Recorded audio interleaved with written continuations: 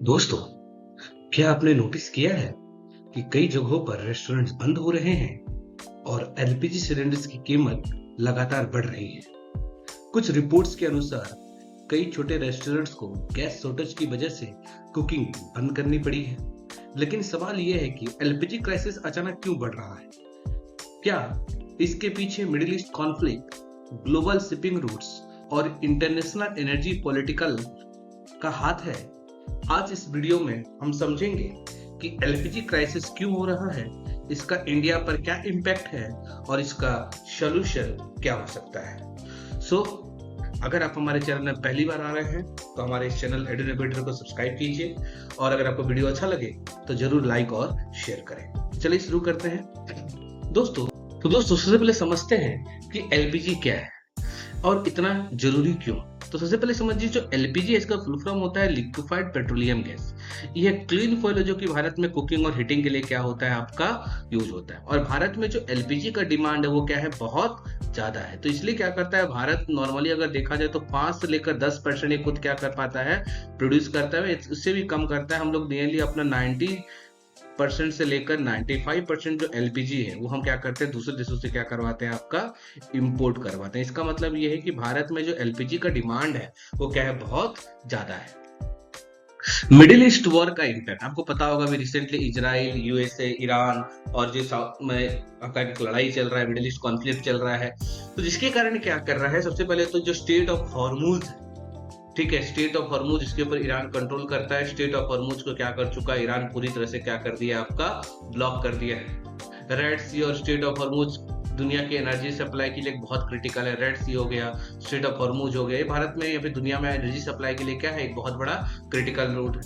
अगर ये conflict, attack या शिपिंग डिस्टर्बन होता है, इसका सीधा असर ग्लोबल एनर्जी प्राइसेस पर पड़ता है। ठीक है, तो धीरे धीरे क्या हो रहा है, क्योंकि स्टेट ऑफ हॉर्मुज को पूरी तरह से ब्लॉक कर दिया गया ईरान के द्वारा, तो जो क्रूड ऑयल का जो प्राइसेस है वो बहुत तेजी से बढ़ रहे हैं। नेचुरल गैसेस के जो प्राइसेस है बहुत तेजी से बढ़ रहे हैं। क्यों? क्योंकि कोई भी शिप यहाँ से गुजर नहीं पा रहा है। ठीक है, जो मिडिल ईस्ट कंट्रियां हैं, जो कि सबसे बड़ी क्या है, प्रोड्यूसर है आपका क्रूड ऑयल और नेचुरल गैसेस की, वो क्या कर पा रही है, अपने जो प्रोडक्शन है उसको क्या कर रही है, बंद कर दी है, क्योंकि ईरान उनके ऊपर क्या कर रहा है, अटैक कर रहा है। और जो थोड़ा बड़ा प्रोड्यूस हो रहा है वो भी क्या कर रहा है, क्योंकि स्टेट ऑफ हॉर्मुज और रेड सी क्या हो चुका है, पूरी तरह से ब्लॉक हो चुका है। तो क्या हो चुका है, उसका सप्लाई जो है वो क्या हो गया, डिस्टर्ब हो चुका है। कोई भी आपका शिपिंग, आपका कंपनी, आपका स्टेट ऑफ हॉर्मुज से क्या लेना चाहते, रिस्क लेना नहीं चाहती है। तो ये एक इम्पैक्ट पड़ रहा है। शिपिंग डिस्ट्रप्शन कैसे क्राइसिस बनता है? अब देखिए, जो शिपिंग डिस्ट्रप्शन हो रहा है ये कैसे क्राइसिस बनता है, हम लोग समझते हैं। जब शिपिंग रूट्स अनसेफ हो जाते हैं तो कोई भी कंपनी टैंकर शिप्स को अल्टरनेटिव रूट्स में भेजती है। अब ये मान लीजिए स्टेट ऑफ हॉर्मुज बंद हो गया है, तो स्टेट ऑफ हॉर्मुज का कोई तो अल्टरनेटिव होगा, ऑब्वियसली अल्टरनेटिव है।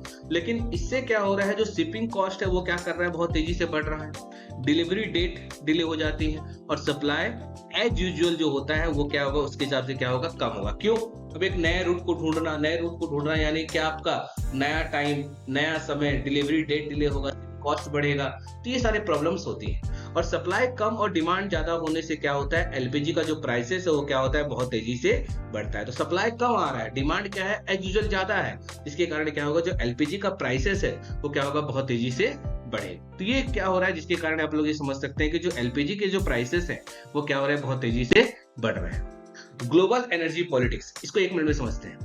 एनर्जी सप्लाई सिर्फ इकोनॉमिक इशू नहीं है, ये जीरो पॉलिटिकल इशू है। एनर्जी सप्लाई करना, आप इसको अगर ये समझ रहे हो कि केवल ये इकोनॉमिकल इशू, तो गलत है भाई, ये एक जियोपॉलिटिकल इशू है। कई एनालिस्ट मानते हैं कि ग्लोबल पावर जैसे यूएसए, रसिया, चाइना एनर्जी रूट्स और रिसोर्स पर इन्फ्लुएंस बनाए रखना चाहते हैं। इसलिए मिडिल ईस्ट रीजन हमेशा ग्लोबल पॉलिटिक्स का केंद्र बना। अब मिडिल ईस्ट में जो लड़ाइयां चल रही हैं, हाँ माना गया कि ईरान क्या कर रहा है, ईरान न्यूक्लियर बम बनाएगा, ये एक है। लेकिन कहीं ना कहीं ईरान के ऊपर, जो ईरान का जो ऑयल रिसोर्सेस हैं उसके ऊपर क्या करना चाहता है, यूएसए अपना कंट्रोल करना चाहता है। ठीक है, यूएसए जो मिडिल ईस्ट में अपना इन्फ्लुएंस बनाना चाहता है, अपने पावर को आपका बढ़ाना चाहता है, जिसके लिए सबसे बड़ा जो दिक्कत था वो कौन था, वो सबसे बड़ा दिक्कत था आपका ईरान। इसलिए ईरान के साथ लड़ाइयां होगी। तो ये आप समझ सकते हैं कि भाई अगर इकोनॉमिकल इशू होता तो ये तो रिजॉल्व हो गया रहता, ये इकोनॉमिकल इशू है ही नहीं।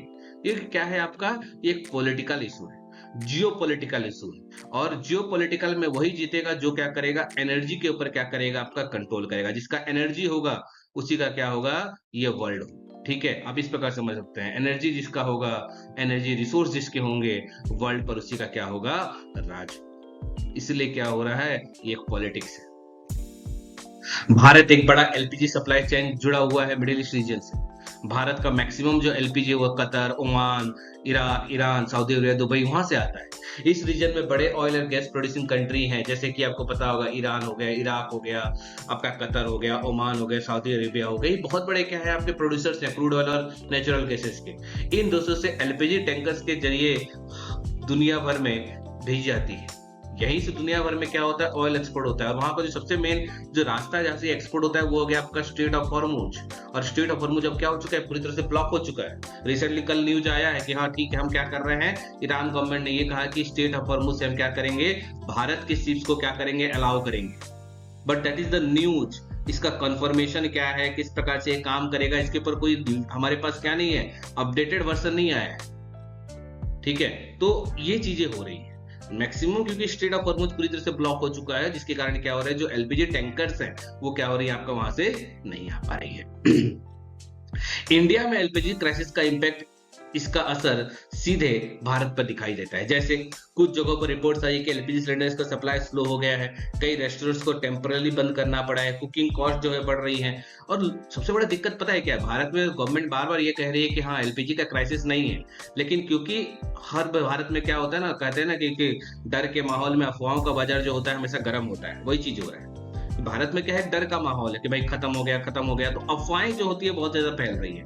लोग चाहते हैं कि भाई ठीक है, पहले से क्या करते हैं, गैस को हम लोग क्या करते हैं, अपने पास रख लेते हैं, जिसके कारण क्या कर रहे हैं लोग, गैस को क्या कर रहे हैं, जरूरत से ज्यादा परचेज करके अपने पास स्टॉक रखना चाहते हैं।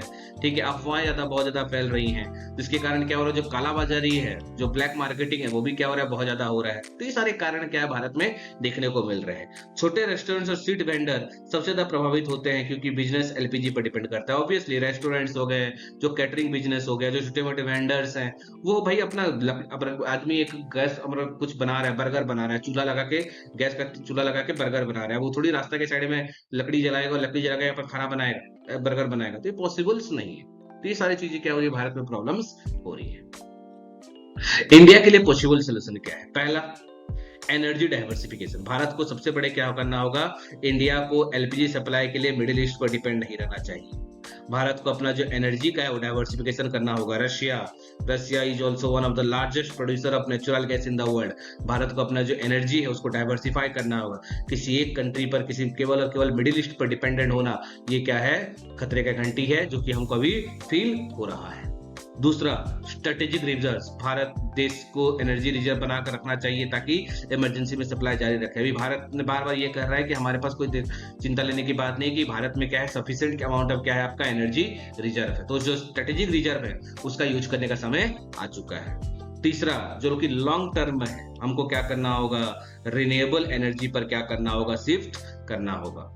और इंडिया को डोमेस्टिक गैस एक्सप्लोजन बढ़ाने की जरूरत है। भारत में कहां कहां पे गैसेस हैं, जो डोमेस्टिक गैसेस कहां कहां पे हमारे हो सकते हैं, उसको एक्सप्लोर करने का क्या है, आपका जरूरत है। तो ये 4 तरीके हम कर सकते हैं, जिसमें से आपको 3 नंबर जो है रिन्यूएबल, ये हमारा लॉन्ग टर्म है, 4 नंबर लॉन्ग टर्म है। अभी हम क्या कर सकते हैं, तो हमारे को एनर्जी डाइवर्सिफाई करने का जरूरत है, और जो हमारा जो स्ट्रेटेजिक रिजर्व है उसको क्या करने का जरूरत है, खोलने का जरूरत है। तो एलपीजी क्राइसिस सिर्फ एक प्राइस इशू नहीं है, ये global geopolitics, shipping routes, energy security से जुड़ा हुआ एक बहुत बड़ा इशू है। Middle East conflict, shipping disruption और ग्लोबल डिमांड मिलकर एनर्जी मार्केट करते हैं। इसलिए आने वाले समय में एनर्जी सिक्योरिटी दुनिया के सबसे बड़े स्ट्रेटेजिक इशू में से एक बनने वाला है। अगर आपको ये एनालिसिस यूजफुल लगा तो इस वीडियो को लाइक करें और एडू नेविगेटर को सब्सक्राइब करें और शेयर करें अपने दोस्तों के साथ। Thank you so much to all of you.